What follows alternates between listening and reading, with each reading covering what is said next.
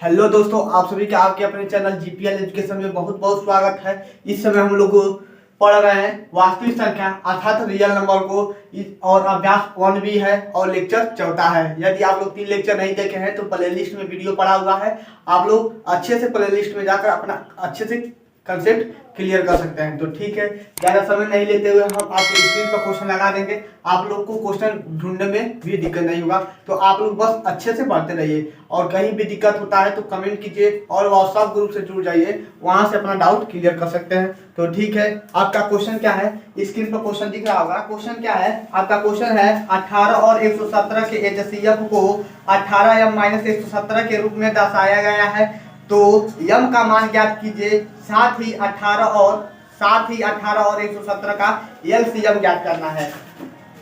Question क्या है, 18 और 117 का HCF 18 और 117 का HCF जो है 18m-117 के बराबर है, तो यम का मान ज्ञात करना है। तो 18 का मान 117 है, तो इसका HCF का है, तो HCF LCM कहाँ होता है, तो LCM। तो हम क्या करेंगे, इसको भाग विधि द्वारा HCF वाले निकालेंगे। पहले भाग विधि द्वारा इसका LCM निकालेंगे, तो 18 को बाहर और 117 को अंदर, 117 को अंदर, तो कितना बार में भाग जाएगा आपका, 6 बार में। 18 छके 8 छके 48 को 8, 108 18 छके 108, तो 8 छके 48 को 8 हासिल 4, 6 कम 6 6 6 10, सही है। और उसके बाद से घटा देते हैं, तो 17 में से 6 जाएगा, 7 में से 8 तो जाएगा नहीं, तो 17 में से 8 जाएगा, तो कितना हो जाएगा आपका 9 और बाकी सब कट गया। पुनः 9 को बाहर रखेंगे और उसके बाद से 18 को अंदर कर लेते हैं भाग विधि द्वारा। ये HCF तो आप लोग निकाल ही लेंगे, तो 9 दूना 18, तो आपका HCF कितना हो गया, HCF हमारा 9 निकल गया। HCF हमारा कितना निकल गया, 9 निकल गया। तो अब यह 9 यहाँ पर रखेंगे, इसके जगह पे इक्वल में 18m-117 माइनस है, इधर आएगा तो क्या हो जाएगा, प्लस हो जाएगा।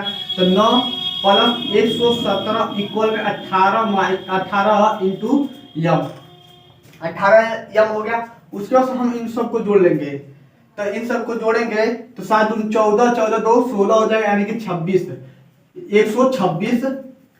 126 इक्वल में 18 यम। हमें ओनली यम का मान ज्ञात करना है, तो कितना हो जाएगा 126 बट्टे में 18, और इसको काटेंगे 18 सत्ते 126, 18 सत्ते 126, आपका 7 बार में कट जाएगा, तो यम का मान कितना निकल जाएगा, 7। यम का मान निकल जाएगा कितना, 7। तो ठीक है, आप लोग इसका स्क्रीनशॉट ले लीजिए। और हाँ, इसी में साथ ही साथ कहा है क्या, इसका लॉसन निकालने के लिए एलसीएम पूछा है, तो आप लोग एलसीएम निकाल ही लेंगे। आप लोग क्या कीजिएगा, गुणनखंड विधि का प्रयोग कर लीजिएगा। 18 और 117 का गुणनखंड विधि, आभाज्य गुणनखंड विधि द्वारा एलसीएम आप लोग ज्ञात कर लीजिएगा। तो ठीक है, हम बस इतना ही बताना चाहते थे कि यम का मान कैसे ज्ञात करेंगे। एलसीएम तो आप लोग निकाल लेंगे, हमें उम्मीद है, लेकिन यह काम नहीं कर पाते, तो HCF का है तो HCF रखेंगे, एलसीएम का आ रहा था तो एलसीएम निकाल के इसका मान यहाँ पर रखते, तब जाके यम का मान निकालते। तो ठीक है, आप लोग इसका स्क्रीनशॉट ले लीजिए।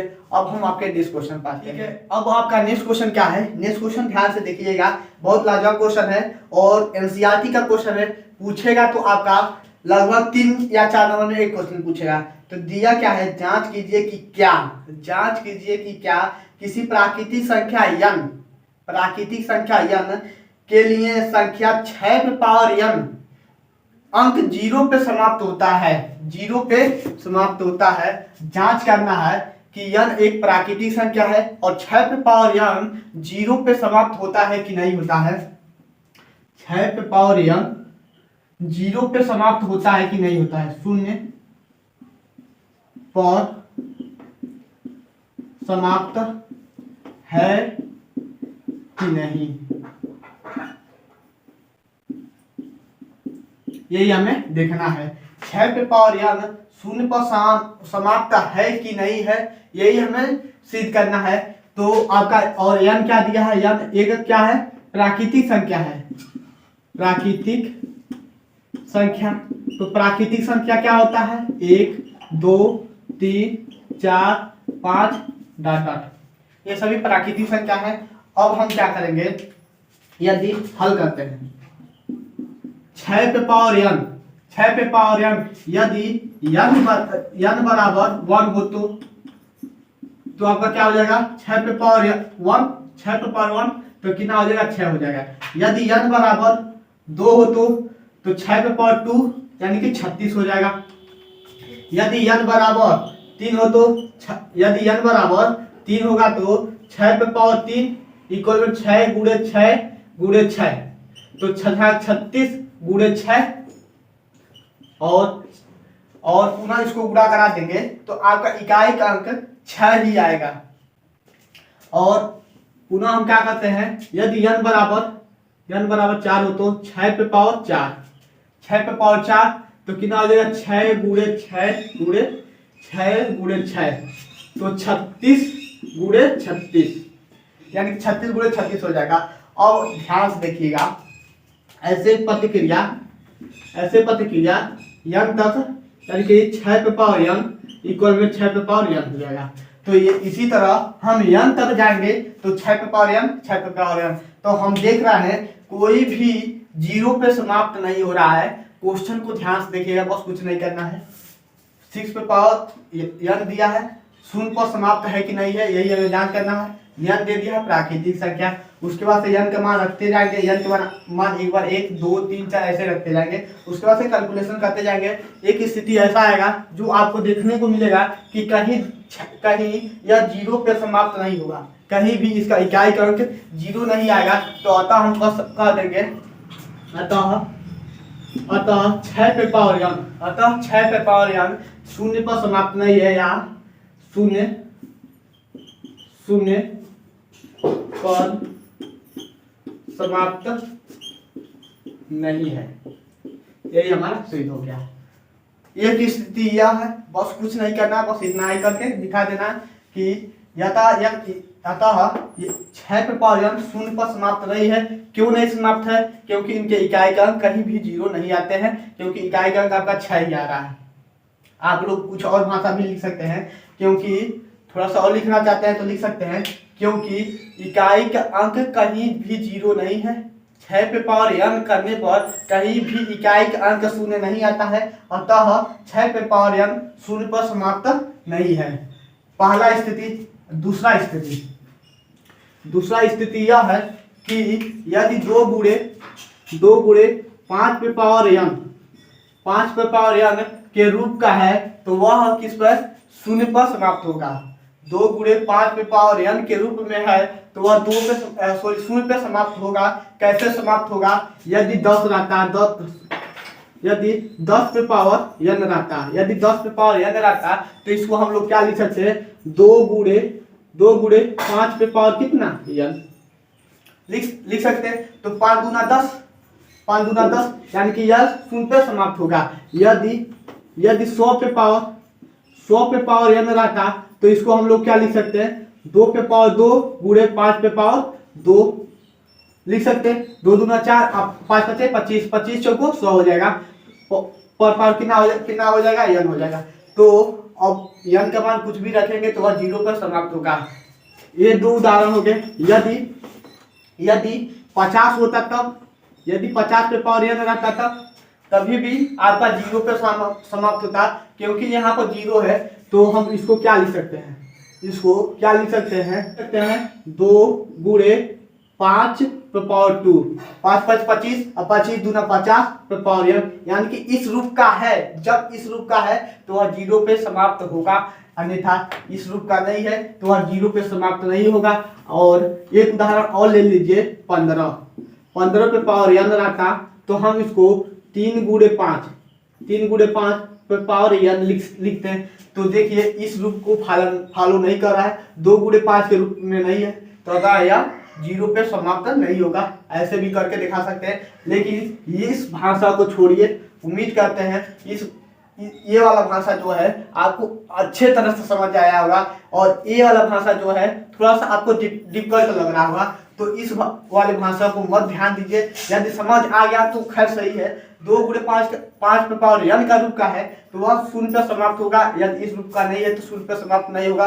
तो सरल भाषा तो यही है, बस इतना ही लिखना है। लेकिन आपको सरल भाषा यह लग रहा होगा, यह एक प्राकृतिक संख्या n का मान रखते जाना है, कैलकुलेशन कर देना, कहीं 0 पर समाप्त नहीं होगा। यदि ये तो आपका क्वेश्चन हो गया। यदि यही कर दे 4 पे पावर n, ये भी आपका 0 पे समाप्त नहीं होगा। यदि 5 पे पावर n का दे तो ये भी आपका 0 पे समाप्त नहीं होगा। यदि 3 पे पावर n का दे तो ये भी 0 पे समाप्त नहीं होगा। यदि 2 पे पावर n का दे तो ये भी आपका 0 पे समाप्त नहीं होगा। तो उम्मीद करते हैं आप लोग समझ गए होंगे। यदि 7 पे पावर n का दे ये भी नहीं होगा, यानी कि जब तक आपका इकाई का अंक 0 नहीं होगा और उसका कैलकुलेशन पूरा करने पर 2 गुणे 5 के रूप का नहीं रहेगा तो वह आपका 0 पे समाप्त नहीं होगा। तो आप लोग इसका स्क्रीनशॉट ले लीजिए, आप लोग अच्छे से इसको कॉपी पर लिख लीजिएगा, बहुत लाजवाब क्वेश्चन है।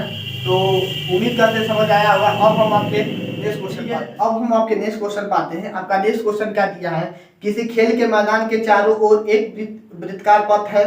इस मैदान का एक चक्कर लगाने में सोनिया को 18 मिनट लेते हैं, जबकि इसी मैदान को एक चक्कर लगाने में रवि को 12 मिनट लेते हैं। तो मान लीजिए कि वे दोनों एक ही साथ और एक ही समय से चलना प्रारंभ करके एक ही दिशा में जाते हैं।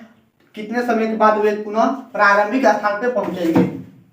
एक वृत्त है, ऐसा क्वेश्चन आपको बताया हुआ है। एक वृत्त है जहां पर दो व्यक्ति हैं, एक ही साथ चलना प्रारंभ करते हैं। एक को 12 मिनट लगता है, मान नहीं लेते हैं। क्या दिया है,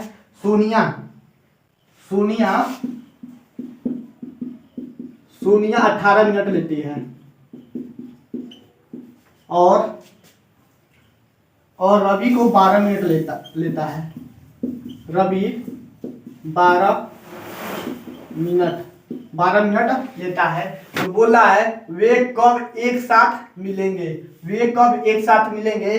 तो हम आपसे बताए हुए हैं, कोई भी व्यक्ति रहे वृत्ताकार पथ पर चल रहा है, एक ही साथ और एक ही समय से चल रहा है, और उनके बीच के जो दूरी रहे वह अलग अलग रहे, यानी कि उनकी चाल जो है अलग अलग रहे या समय जो है अलग अलग रहे। तो हमें एक ही काम करना चाहिए, एलसीएम निकालना चाहिए। यदि हम इसका एलसीएम निकाल लेते हैं तो हमें पता चल जाएगा कि वह एक साथ कब मिलेंगे।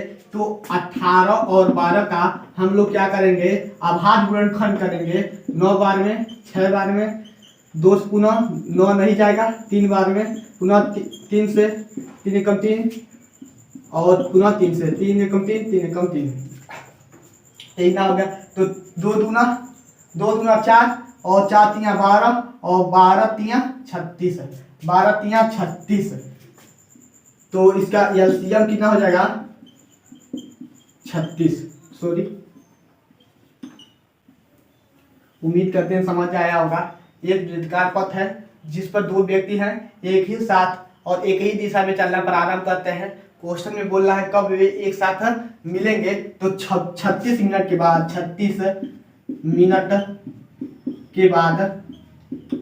वे एक स्थान पर मिलेंगे। बस इतना ही हमें लिखना है और लिखना है 36 मिनट के बाद वे एक स्थान पर मिलेंगे। एक बार और मिला लेते हैं, 2 से जाएगा 9 बार में, 2 से जाएगा 6 बार में और 2 से जाएगा 3 बार में, 3 त्रिक 9 और 1 हो जाएगा 3 एकम 3, यानी कि 3 त्रिक 9 18 36, यानी कि 36 मिनट के बाद वे एक स्थान पर मिलेंगे। बस इतना ही देखना है। जब भी वृत्ताकार पथ रहे और उस पर दो व्यक्ति दौड़ रहे हैं या कोई भी कार्य कर रहे हैं और बोल दे रहा क्वेश्चन में कब वे एक साथ मिलेंगे, तो इसके लिए हम लोग क्या निकालेंगे, एलसीएम निकालेंगे। तो ठीक है, उम्मीद करते हैं आपको क्वेश्चन समझ आया होगा। आज का सेशन यही समाप्त करते हैं। यदि कहीं भी दिक्कत होता है तो जरूर आप लोग कमेंट कीजिएगा और व्हाट्सएप ग्रुप से जुड़ जाइए, वहां से अपना डाउट क्लियर कर लीजिएगा। तो ठीक है, ओके बाय, जय हिंद दोस्तों।